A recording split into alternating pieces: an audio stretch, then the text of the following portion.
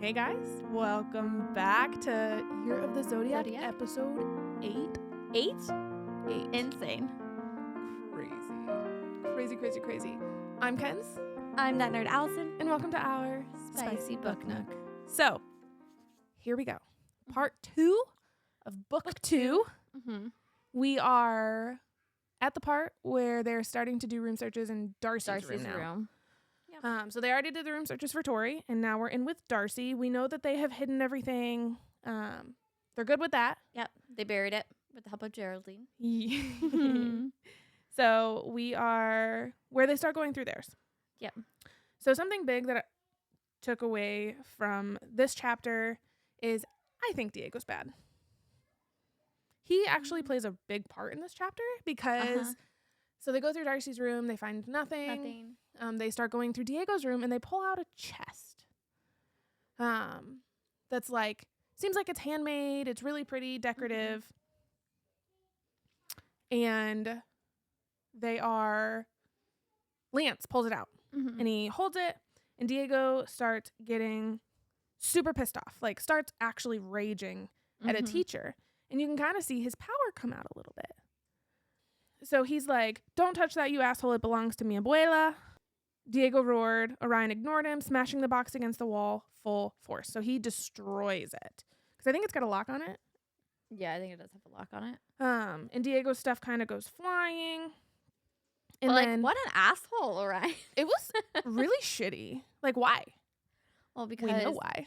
Because he doesn't want Diego next to He Darcy. jelly. Yeah. Because Darcy is showing smash Diego. the chest that his abuela gave him. But he pulls out a red What a journal.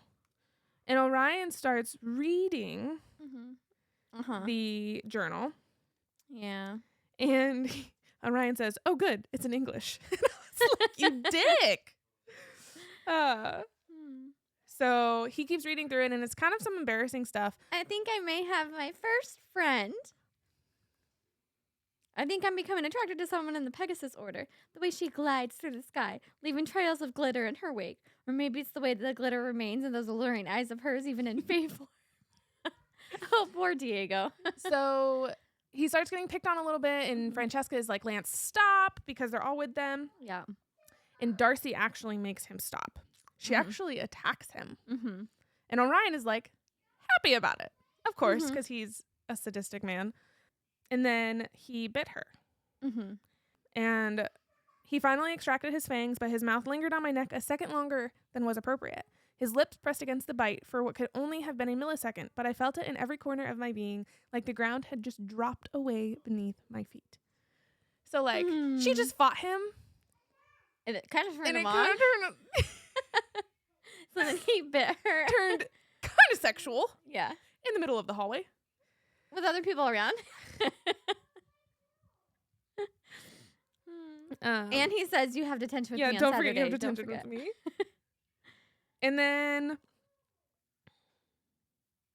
she walks back into her room and she realizes that the card that Professor Astrom had left for them from his body was gone. And she starts freaking out. And then guess who walks in and has the card? Seth took that chance while she was dealing with Orion to go through her bedroom and took the card and was pretty much like, "What the fuck's going on?" And then he coerced her into telling him who gave it to her, and he was like almost like trying to help her a little bit. Like trying to figure out what was going on. Yeah. And then he's like, "I'll give you it back for a kiss." And then did she kiss him? I can't remember. I don't think she did. No. He says, "Maybe makeup sex is what we need to dispel all of this tension." She says, "Get out."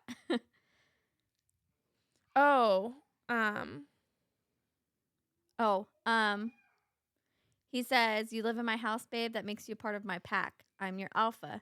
She's like, "I'm not part of any pack." And he goes, "You can't choose the pack chooses you. So as long as you're in these walls and I say you're in my pack, you adhere to my wolf hierarchy."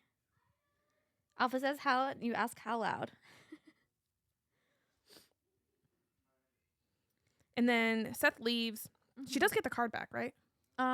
Pretty sure he gives it back to her. Or she steals it. And then she meets up with Diego. And he's like, fuck him. Fuck that vampire. And he's like super angry yet. And they're talking about how they don't have their orders. And then Lance, like, is trying to help Darcy get her hair back. And so I think he had told her how to get the stuff that she needed from the book that he texted her. And she goes, quick question. She messages him in their little secret message chat. And she's like, quick question. I'm in Mars' lab. Could you give me a little clue as to where I might find a certain set of ingredients? And so he gives her the information and then says, will the ends still be blue? And so they go in. They get the stuff. And she also finds some Aquarius moonstones. Which, if you remember, she needs. She needs those for a certain werewolf. Werewolf lice. Lance then messages her again, and he goes, but maybe green this time? Although green, as a nickname, isn't quite as catchy. The suspense is killing me. So he's like, she didn't text him back. So he's like pushing her of like trying to figure out what color she's going to dye her hair to see if she's going to do it again. And then we go to elemental class with Tori. We go to a Tori. Something that is important to mention here, I think, is she continues to tell Professor Pyro that uniform is kind of messing her up. Yeah. Which is like such a big clue to what their orders are. Yeah. Like her fire doesn't hurt her. She can't control it. Yes, and like the suits are holding her in. Darcy has said too, like it kind of bugs her as well. Like, But we do find out. I'm not sure when. I think we found out in 0.5 that phoenixes are one of the orders. No, it's this one. Phoenixes are one of the orders that are extinct. So I mean that could play into why they're clueless as to why this is going on with them. But like, they've been extinct for a while. Another thing that my sister was here and we were kind of talking about it a little bit, and something that she mentioned that I totally forgot about. Oh no, is it a spoiler? I don't think so. We read Ruthless Boys. Okay. The ring that bird guy. Gabriel, thank you. I couldn't remember his name. You forgot Gabe's name? That Gabriel found was Phoenix Maid. Yeah. Who are the people? It has wings on it. That had it. That had the ring.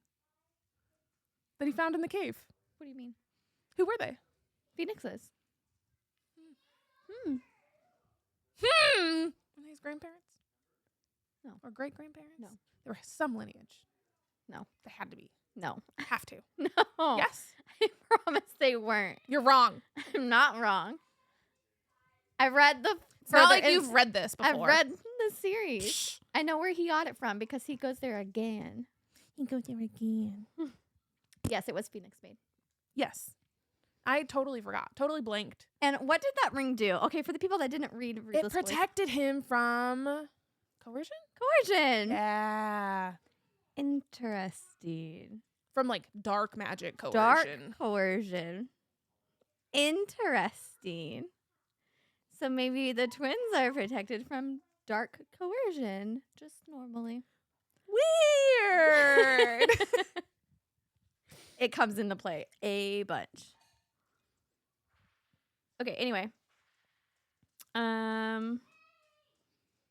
Anyway. She runs into Orion somewhere? Yes, she does. And he said, and there was me thinking that Blue was the clumsy twin. She's like, just thought I'd mix it up a bit. Because she runs into him. He said, well, I think I prefer it when you're predictably different to each other. And then she starts kind of questioning him about their tattoos. Mm-hmm. And it's kind of throws Orion off a little bit. Mm-hmm. But she also then, in class, I think, right? No. She doesn't question about the tattoos yet. This is when she asks Geraldine about it. Yeah. And Geraldine she goes explains to that the it's orb. a protection bond. Yeah. Or a guardian bond. Yeah. She says, by golly, I think I do from the looks of that tattoo and what you've told me. I mean, hot, gooey oatcakes. I can't believe I'm even thinking this, but in generations past, members of my family were selected to be guardians for members of yours. Mm-hmm. So she kind of explains the protection guardian bond to Tori, and then they run into, oh, holy Pop-Tart, speak of the devil. And Darius walks into the room. Oh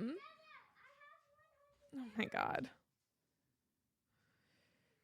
And so they kind of like, they try to fuck with her, and she gets back at them. This is when Seth was being a douche, right?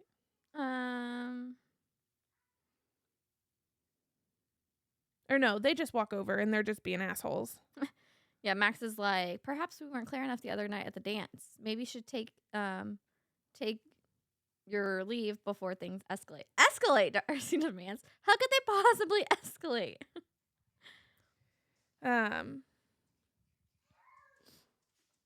then Max started being like overly siren-y, and it was really pissing Tori off. He was like trying to get her to tell them who she gave her V card to. And Tori straight up punches him in the face. Yes. And he goes, "You crazy bitch." And she says, I am a crazy bitch. And if you try that screwed up siren shit on me ever again, you'll find out just how much of a bitch I can be. And she says, I might not have been able to fight him with magic, but I've grown up in the shittiest part of town, and I sure as hell knew how to brawl like a cornered alley cat. And then she goes, I think long and hard about trying to pull any more secrets from my lips, because some of the ones I'm keeping aren't my own. And she's looking directly at him like, you want to fuck with me? I will tell everybody your secret that I found out. So she's got stuff on Max. Yeah. So he's like, fine. And he agrees to not do the siren shit on her ever again. And she goes, that's another point to us. Before we could get very far, Caleb shot through the crowd and came to a halt in front of me. He dropped his kit back on the floor and pushed a hand through his curls in a way that drew attention to his flexing bicep and didn't seem to be entirely accident. And he's like, can I have a word? She's like, what are you doing? He's like, hoping to convince you to kiss me again. She's like, not likely. So they're walking through a trail right now, and Caleb leaves his bag on the ground. He drops his bag on the ground, and Darcy's kind of like, opportunity. Like, go talk to him so that Tori, go, Tori. So she goes and talks to Caleb, and he's trying to get her to kiss him again. And then she's like, no. And then she tells Caleb about the being song spelled thing, or a thing Max did. And she's like, being forced out of my bed in the middle of the night to spend time with one of my least favorite people. I've had better evenings. He goes, yeah, but you did get to make out with him. So are you going to tell me who's the better kisser? And then Caleb was like, maybe you need a reminder then. And he's like, you're really going to make me work for this. And then she says, I'm sure you can find a nice Pegasus girl to help you work through some of that frustration. So by this point, they've been spreading rumors that he's into Pegasuses. And so this is kind of like the start of their revenge for Caleb. Yeah. They're just like slowly introducing ideas to everybody else that he's into Pegasuses. And Darcy goes, I got his atlas. Caleb Altair just joined a lot of Pegasus appreciation groups on Facebook. He also sent a few suggestive messages to some Pegasus girls on campus. And Tori laughs and goes, those assholes won't know what hit them when we're through. And then the girls are, Tori is getting ready to do a study session. And she like has a bra and is like, Diego would go crazy for you in this. And it's actually not Sophia walking into the door. It is Darius, and he says, don't stop dancing on my account. This scene right here is in Foxy Tales, and it is so funny. Because you see it from Darius's perspective. Is he just drooling? Of fucking course. To be expected from this motherfucker. Anyway, he kind of picks on her about Taylor Swift. Yep. And then He says that he's inviting them to an invitation they can't refuse to go to his house to meet the Celestial Council. And she's like, nah. She says, you're walking on damp thin ice with me. She says, screw you. You treat me like shit every day of the week. So what difference does it make if you threaten to do it more? You want me to go to your stupid party? Then you're going to have to find me and drag me there kicking and screaming. And I'll spend the entire night embarrassing the shit out of you just for the hell of it. It's not like I give a crap what mommy and daddy A think of me anyway. He says, this is your last warning. She says, warn away, asshole. They end up making a deal that he will, which he suggested, by the way, actually train her. Interesting. Actually train her in her fire classes like he's supposed to be doing, and he's been skipping. And he said he will be nice to her for the entire evening that she goes to the party. And then on her part, she will go and she will dress up. And she will be as least Tory-like as she can be. And the chapter ends with, looks like we'll be having dinner with the devil next Saturday then. And then we move into a Darcy chapter. Today is the day. Today's the day. The sun is shining. The tank is clean. The tank is clean. Today's the day that she can get her hair yes, back. so she did the potion to do her hair. She also has done the lice. So her hair comes back. And this is also it's Saturday. So it's her detention day. And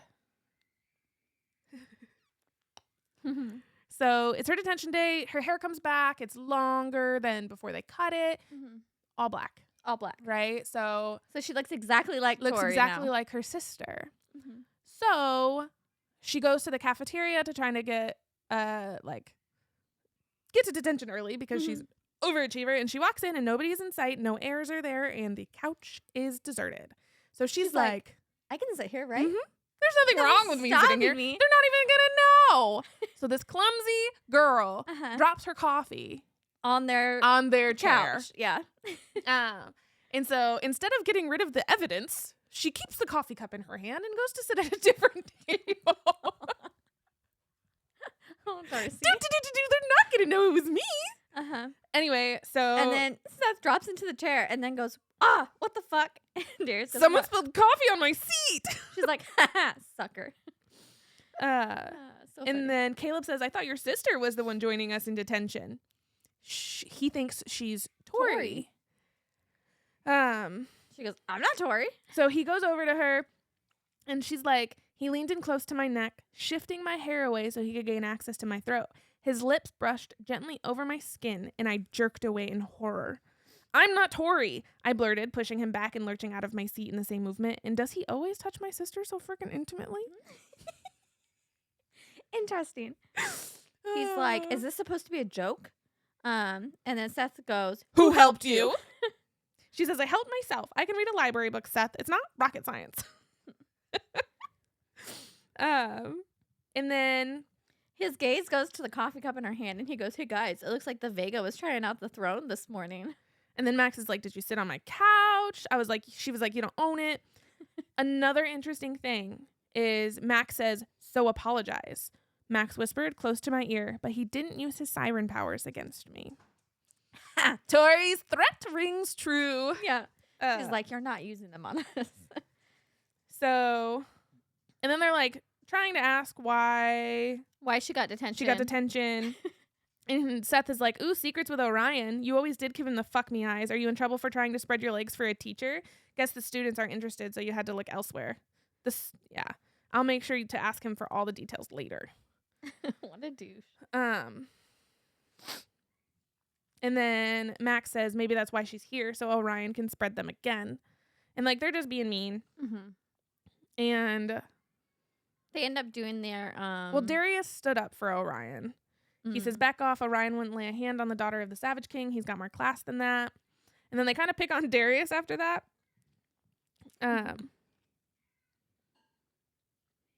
Yeah. So Orion walks in finally and says, no, we're definitely not fucking spreading legs yet. Yet. And he's like, the first time he's ever been early in his entire Life. teaching career. Yeah. And he goes, especially since you all left me waiting in Jupiter Hall, you've all just added an extra 2 hours to your day, which means the sun will be long gone by the time you head to eat whatever scraps are left for dinner this evening. They go to the Wailing Wood. He tells them that the first half of the detention is spent digging an 8-foot deep hole in the meadow without using magic. Yep. So this is actually one of the most fun chapters I've read in this book. Because it's kind of like a common ground for them because they're all stuck in detention. They're all having to dig. Yeah. And Seth ends up throwing mud at Darcy, and he goes, "Drop down and give me 50, Seth Capella." Hang on, before that, so they have to use actual shovels. And I don't know if you've ever shoveled a shit ton. Your hands fucking hurt after. Like, you get blisters, and it just sucks. And Orion, the little fucking cutie that he is, did some magic on Darcy's fingers and her hands to make it so she didn't chafe. And I was like, oh, it's going to be this type of chapter. So cute. And yeah, so Seth throws mud at her. He makes her do push-ups. Orion climbs onto a super high chair that looks like a lifeguard chair. Yes. He's just sitting there watching them dig this hole. And he's being dicks to all the guys and being super nice to Darcy.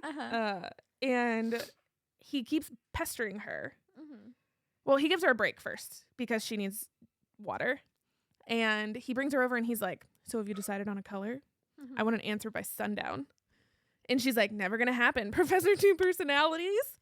And I will forever call Orion that now. And so she's going and she's going. And Caleb says, he's gone full pitball coach. It was only a bit of fun. And he just keeps like fucking with them, making them do push-ups. And so she goes, and throws dirt over her shoulder and hits Caleb right in the face. And he says, "Better watch it, Vega." And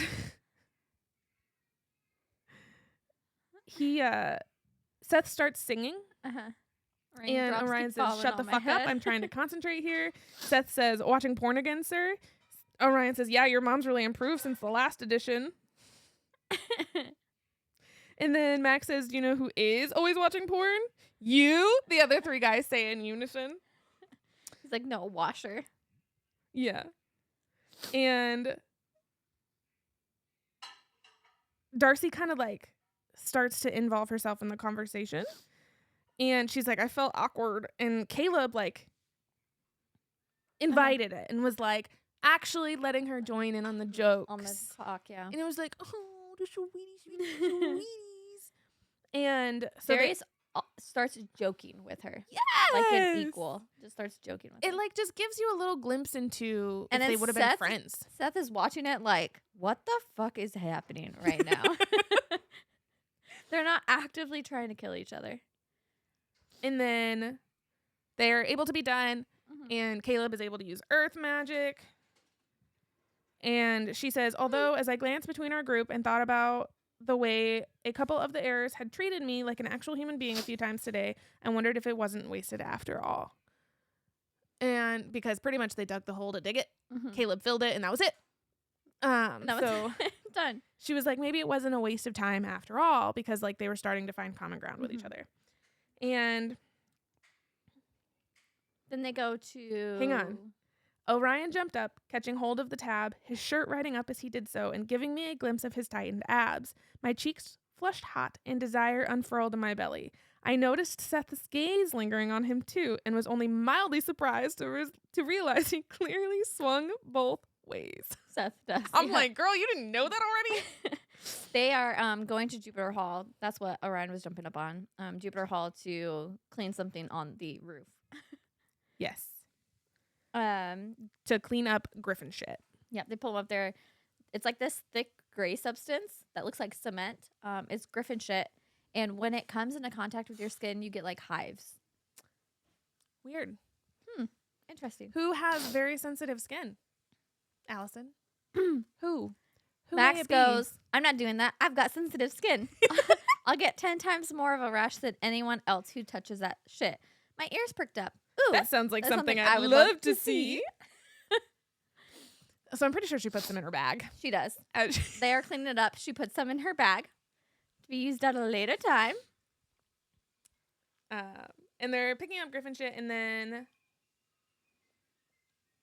the guys kind of start turning into douchebags again. Yeah. And they Darius and Orion are over talking in the corner, and the guys start being absolute dickheads. They're trying to like question her about why she got detention. Mm-hmm. And the guys are being mean, and they're like, why are you here? Why are you still here? Why did you stay? Why didn't you leave? And she's like, because this feels like our home. We belong here. Mm-hmm. Seth says, I knew it. They do want the throne. All three heirs suddenly went flying backward through the air, and I gasped in surprise as they were thrown over the edge of the roof. Yep. And then Orion goes, damn. I hope that at least one of them would go splat because they all end up catching themselves in some way. She's like, they're untouchable. And he goes, no one's untouchable. You just have to find the right buttons to press. Blue. And he goes, or is it green? So cute. Tori is out running in the next chapter. And Caleb finds her. Mm-hmm. Of course he does. Yep. And he tries to give her flowers. Red flowers bloomed to lift all around me as I walked. Bit my lip to stop myself from smiling. I'm not really a flowers kind of girl. So they're heading to fire class is what's going on right now. And Caleb is like, no, you couldn't beat me, because she's running. Mm-hmm. And yeah, he does the whole flower trick, and she's like, not impressed, sweetie. And she goes, even though she is like kind of giddy on the inside. Yeah. She goes, perhaps a Pegasus would like them better. And he goes, I don't want a fucking Pegasus. She's like, tell me what you do like then. And she goes, oil and engine fumes. AKA Darius. Actually, I don't think they're heading to fire class. I think she's just training with Darius right now. Anyway, so she meets up with Darius there, and she's not wearing her uniform, and she kind of explains to Darius why. And he's like, you're the one risking your skin if you lose control. And she says, my magic won't hurt me. And he says, don't expect me to heal you if it does. She says, oh no, I'd fully expect you to let me burn to death.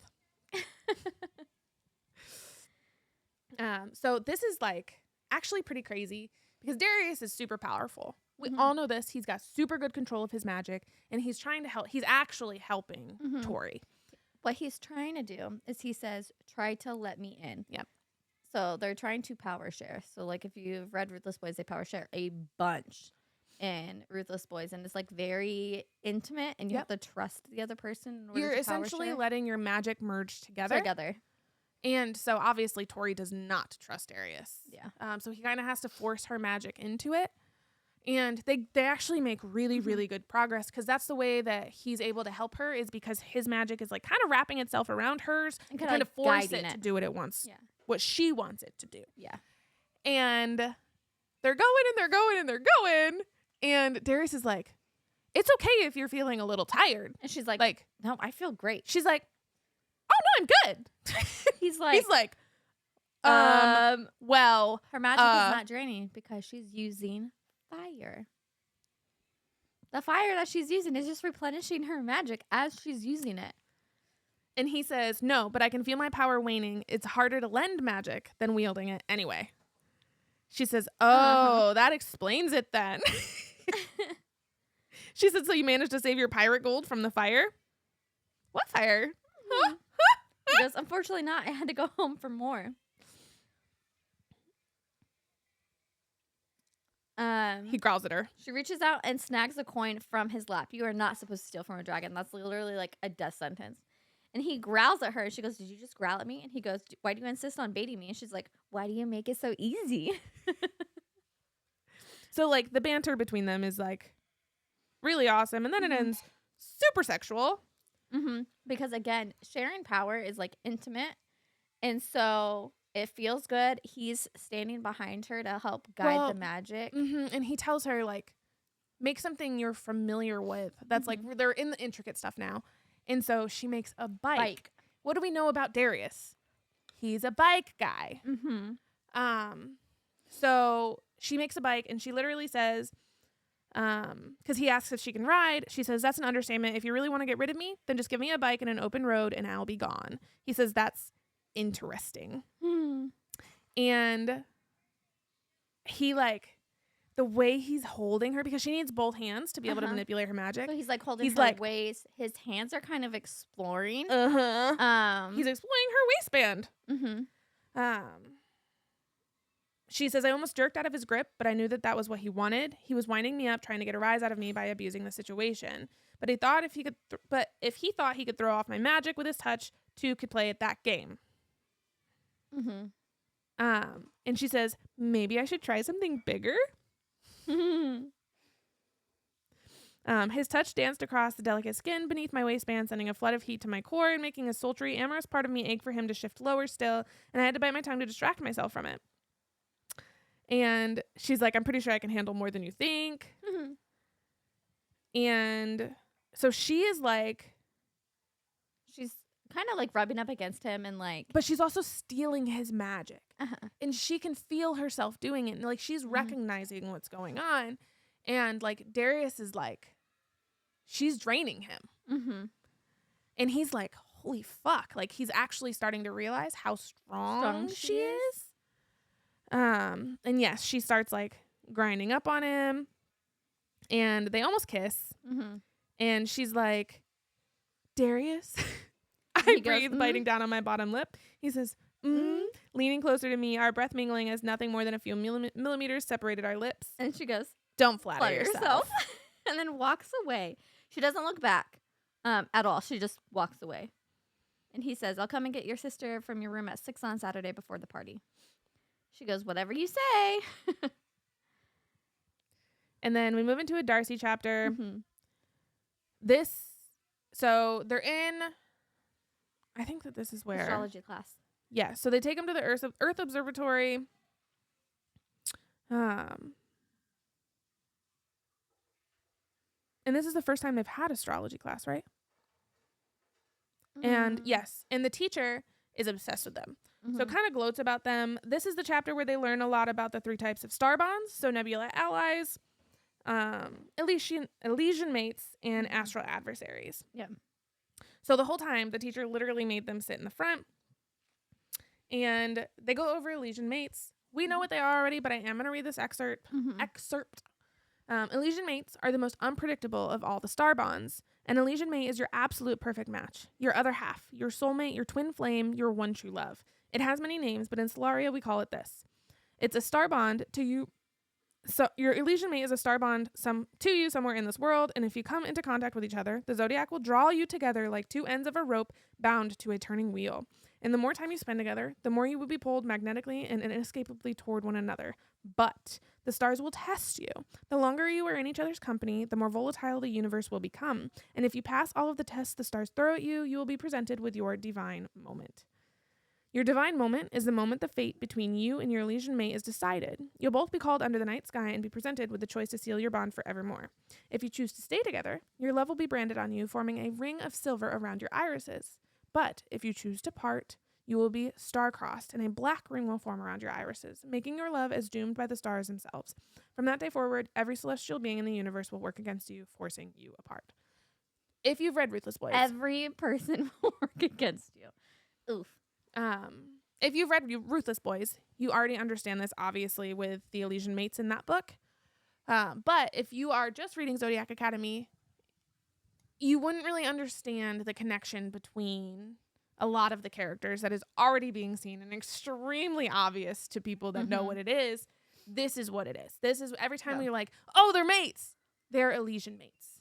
Kylie goes, what kind of tests come before your divine moment? Mine is Sethi's is probably coming up any day now, and I want to be prepared. Get out of here, Kylie. And it also says, they go into talking about nebula allies. And the teacher says, your love will burn with the intensity of a supernova. You'll be drawn to them beyond all explanation. They will burrow so deep under your skin that you won't ever remember a time that they weren't there. But passion can be deceptive. You may think you have found the one. In fact, you have found a nebula ally who also has sexual chemistry with your star sign. Is that Tori and Caleb? Tori and Caleb are not Elysian mates. No, Nebula allies, ding dong. Yeah.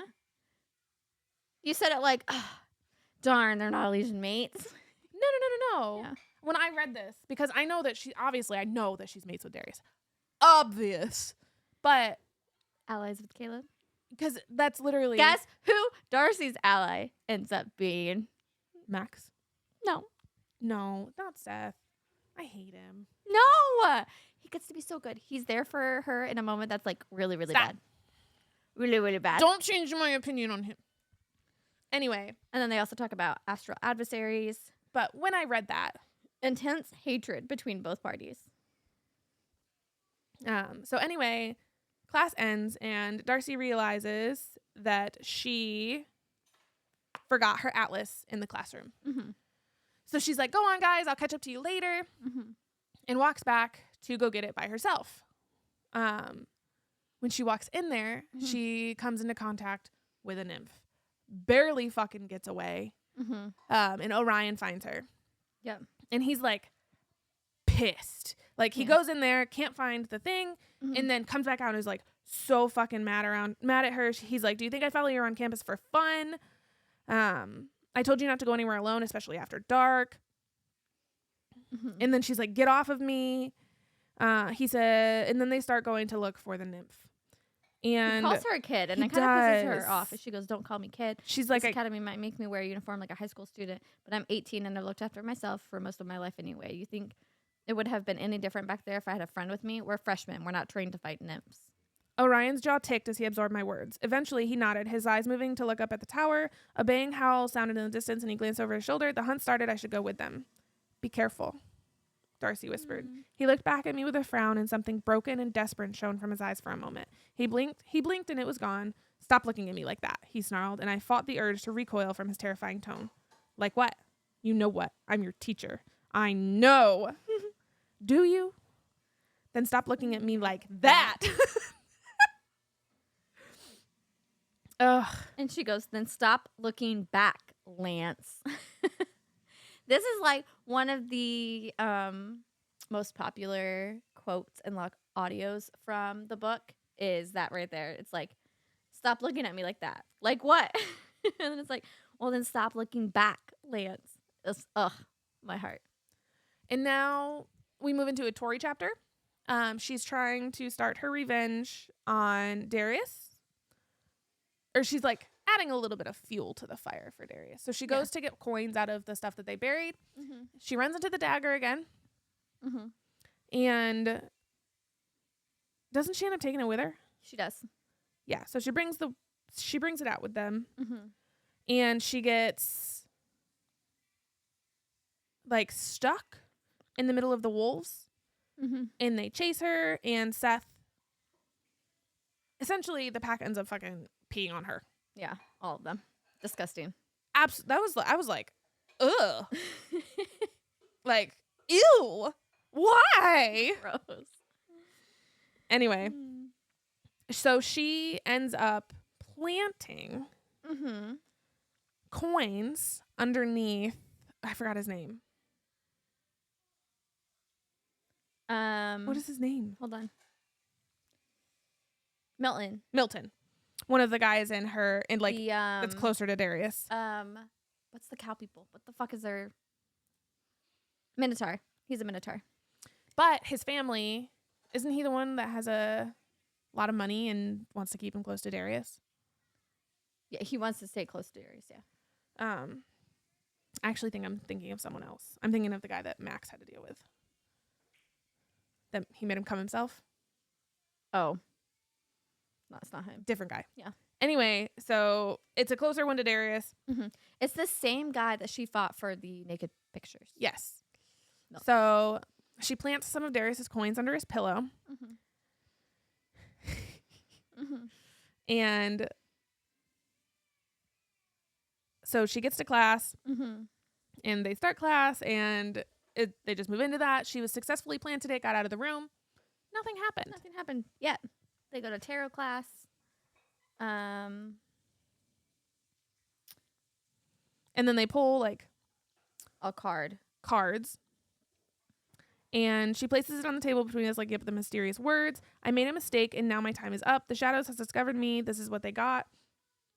As I read the words, Leo and Libra, my head snapped up automatically like a hand had been placed under my chin.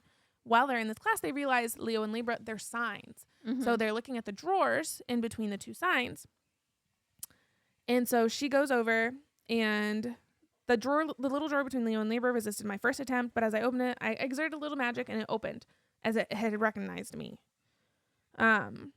She grabbed the contents and went back to her desk. Washer, being his little weirdo fucking self, is like, why are you out of your seat, Miss Vega? I just wanted to take you up on your offer to offload some emotional baggage. And so he pulls her into like this little closet and takes her fucking memories. Like, what a fucking creep. One thing though is, I had a question about this. I'm not sure if it happens. I'm sure it'll come up later. Did she steal Seth's secret from her? Max's? Or Max, yes. I don't think so. No. Because I think that was one of her fears. Was she doesn't want Max's secret to come, because she's just a genuine person. Yeah. No, it doesn't come out. And so she goes back to the thing, and everybody's like, ew, that's disgusting. What was in the drawer?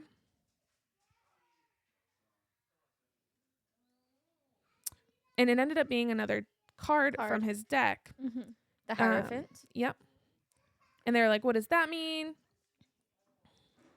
Ask him what happened to Clara Orion 4 years ago. So they're tasked to look for a guy and ask him what happened to Clara, which is Lance's sister. And they're like, I wonder what the connection is. Can I just ask Lance?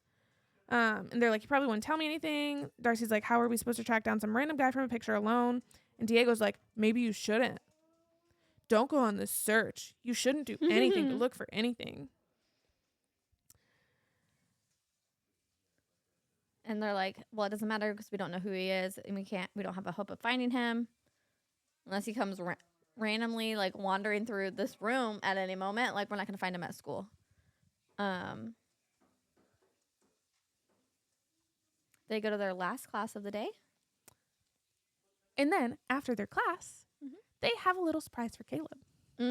So they sneak out, and they sneak over to Terra House, and Terra House is under the ground. Because it's the Earth House. And it's just like little domes of windows. Yeah. And there's a window on the top of each room. So the girls open the top of Caleb's room and they put a fucking... So they like get him to leave the room somehow. I forget. No, he's in the shower. He gets in the shower because it's after pitball practice. And so he's in the shower, and they open it, and they drop in an inflatable Pegasus sex doll. Yep. Like a big one. A huge one. And then they burn the box of it, and they leave. They don't wait around because... Yeah. Caleb comes out of the shower. He sees that there's a Pegasus doll. He goes, who did this?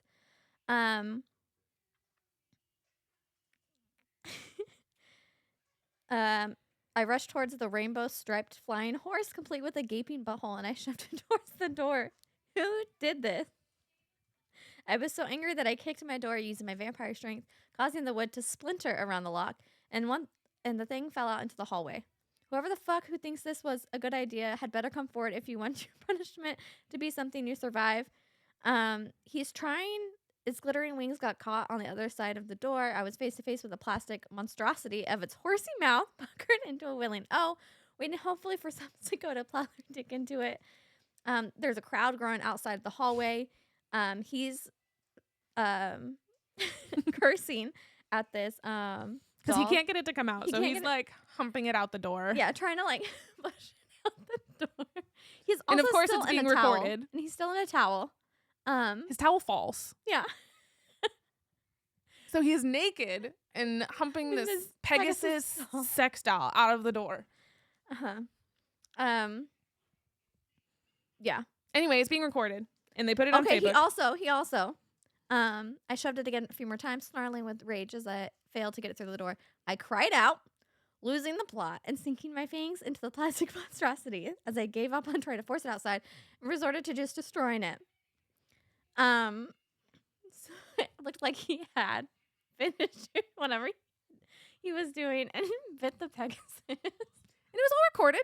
And it was all put on Facebook. Uh-huh. And he was like, I would find the person responsible for this and I would make them pay. Mm-hmm. They posted on Facebook. One of the captions is Altair's got a horn for the horns. When he finished, did his winkle twinkle. Do you prefer a stallion or a mare, Caleb? Asking for a friend. She's in class, Darcy, or in the orb. Yeah, so she's coming around. It's dark. It's like not super lit. And she sees Seth beating up Diego. Mm-hmm. And trying to take his beanie. Geraldine goes, Your Majesty, you mustn't intervene. And she ignores her. They are in the orb. They're in the cafeteria. And she shouts, hey. Yeah, so Caleb grabs her as she goes to try to save Diego. And Caleb says, Tori or Darcy, different shampoo, you're Darcy. She's like, get off of me. He says, I'm in a really foul mood. Wonder why. Don't test your luck. She's like, why is he doing this? Your little friend started it. He goes, Seth told him to bow and he didn't. He said he's not his king. And this is what happens to your little followers. But she still tries to fight him. And so she goes to stop Seth from hitting Diego, and his elbow actually hits her in the face. And he actually whimpers at the side that he had hurt her. And Orion shows up all of a sudden. Seth is like super upset, saying, we're not even close to being done here. And then they all go to leave the orb. And someone yells, hey, Altair. The heirs turn to him as one, like a single beast firing two icy glares. Does this turn you on? Tyler and his friends swiftly pulled off their clothes and burst into their sparkly Pegasus forms, turning around and waving their butts at him. And Caleb gets pissed off. And Sophia is also in there. And she's like dying laughing, and they all just take off running. Caleb sprinted out onto the grass, following Darcy on foot and shaking glitter from his hair as he went, shouting obscenities at the sky. Diego was being moody, obviously, and skips the next class. Yep. Darcy makes a comment that says, I still got the Aquarius Moonstone. They head toward air territory. Darcy makes a comment, you must really like that hat.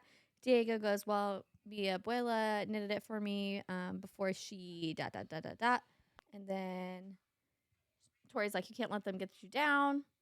He's like, you guys are so strong. I don't know how you put up with them. They go to Air Cove. Max is chasing a girl with a piece of seaweed.